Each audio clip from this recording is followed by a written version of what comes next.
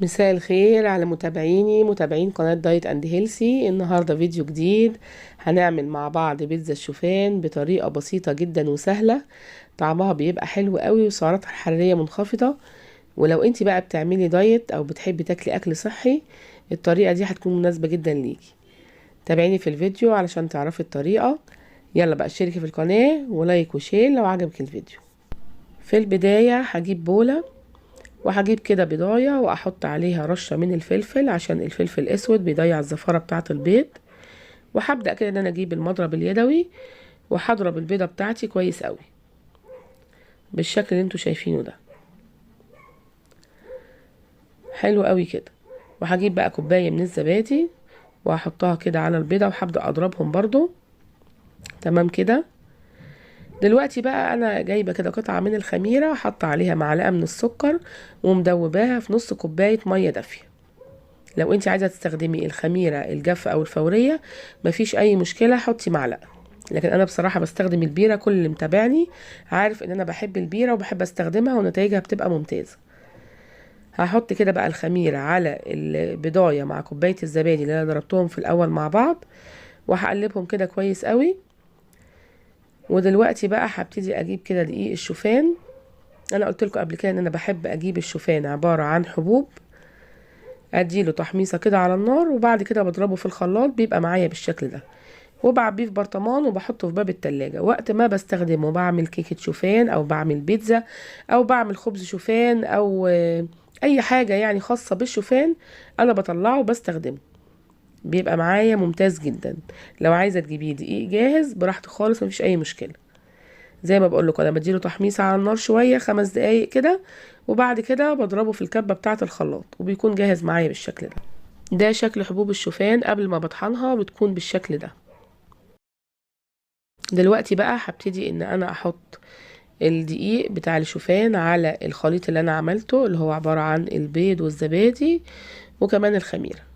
طبعا انا مش هقول لكم مقدار، بس انتوا اعملوا كده بيضايه مع كوبايه زبادي ورشه خميره، ولو ما فيش خميره بيره حط عليها ميه حطي نص كوبايه من الميه.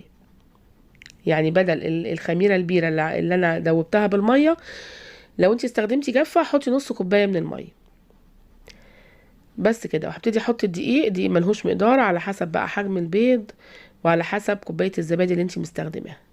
دي عبارة عن بذر كتان، انا بحب اديله كده نص ضربة في الخلاط، يعني تكة واحدة بس في الخلاط، ما بحبش اكسره بيبقى بودرة، بس بيكسر بيكون بالشكل ده. وضيفاله كمان حبوب شيا.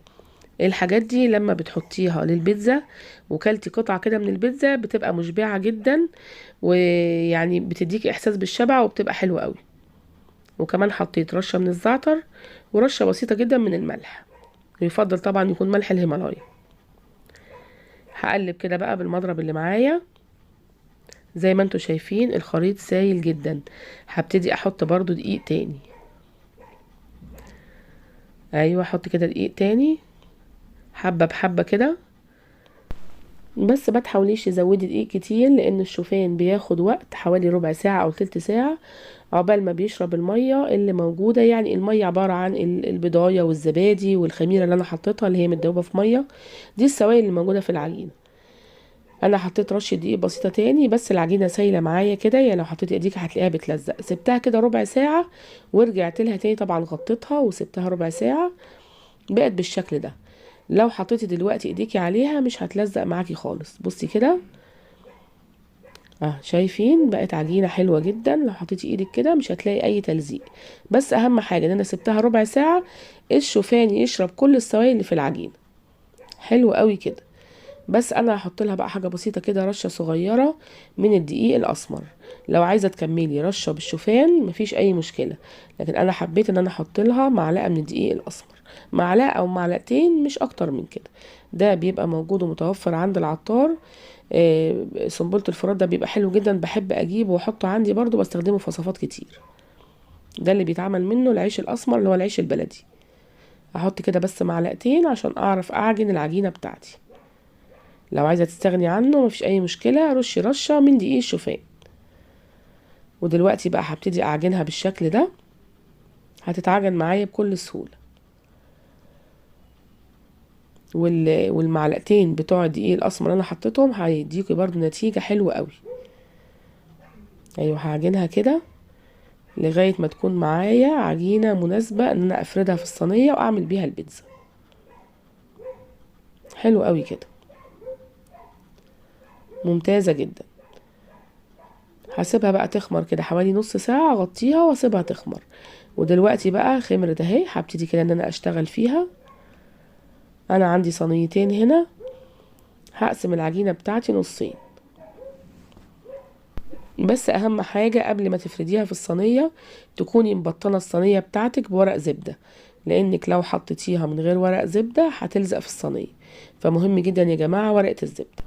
فردتهم كده في الصينية بكل سهولة. عاملين لي بيتزتين حلو قوي. تقريبا الصينية دي كانت مقاس 18.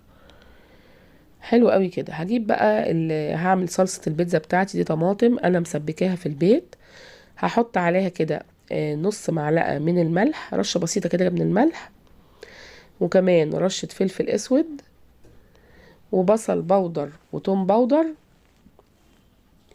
ومهم جدا يا جماعة بقى الزعتر ده مهم جدا جدا في البيتزا، سواء بيتزا شوفان او غير شوفان لازم تحطي كده رشة من الزعتر، بيدي للبيتزا طعم حلو قوي.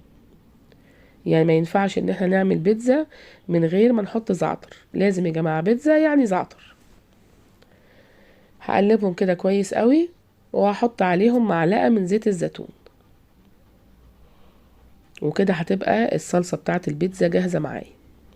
الطريقة دي بتاعت الصلصة اعتمديها في اي بيتزا بتعمليها، هتبقى حلوة جدا. خلاص كده انا حطيت معلقة من زيت الزيتون وقلبتها وبقت معايا جاهزة. طبعا معايا مكونات تانية. انا معايا فلفل اخضر اللي احنا كنا عملناه، بس ده احنا عملناه في قناة مطبخ مرمورة. لو حد متابعني على قناة تانية هيعرف الطريقة. ده الزيتون الاخضر انا بعمله في الاوان بتاعه، بيقعد عندي سنة واكتر من سنة، بيبقى حلو جدا.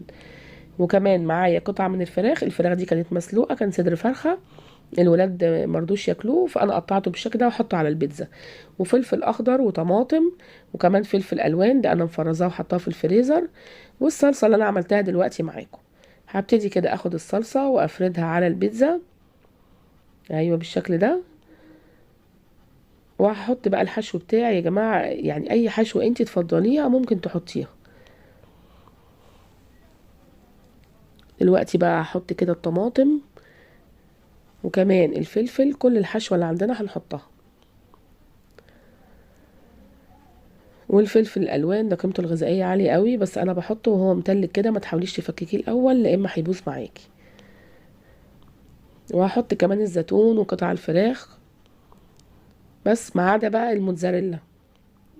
هقول لكم انا هعمل فيها ايه دلوقتي. ايوه كمان الزيتون الاخضر بتاعنا، زيتون اخضر زيتون اسود براحتك خالص. ودلوقتي هدخلها الفرن على درجه حراره 200، هقعدها حوالي 10 دقايق او ربع ساعه على حسب الفرن بتاعك. وهطلعها بقى علشان احط لها الموتزاريلا. الموتزاريلا دي لايت يا جماعه، يعني الدهون بتاعتها منخفضه جدا. حطها كده على الوش، وبعد كده هدخلها تحت الشوايه. عايزه تستغني عن الموتزاريلا مفيش اي مشكله. هي خلاص البيتزا بتاعتي استوت، بس انا هدخلها تحت الشوايه عشان الموتزاريلا تبدا تسيح. بصوا كده بقى طلعت من الفرن شكلها واو تحفه بجد يا جماعه، جميله. هتجربوها وهتعرفوا ان هي تحفه، هتعجبكم قوي. شايفين بقى الجمال والحلاوه؟ مفيش احلى من كده. هشيل بقى ورقه الزبده، هتتشال معايا بكل سهوله. بصوا كده، والبيتزايه طالعه زي الفل. ايوه، ايه رايكم بقى في البيتزا بتاعتنا النهارده؟ طبعا تحفه جدا ومناسبه للناس اللي بتعمل دايت وبتحب تاكل اكل صحي، وكمان لمرضى السكر. هتعجبكم قوي. طبعا انا بتمنى ان انتوا تجربوها، ولو عجبتكم بقى ما تنسونيش في اللايك والشير والسبسكرايب للقناه. وكمان تابعوني يا جماعه على القناه بتاعه مطبخ مرموره، هتعجبكم قوي. فيها وصفات كتير، فيها اكتر من 350 فيديو، هتعجبكم جدا. يلا بقى سلام، باي باي.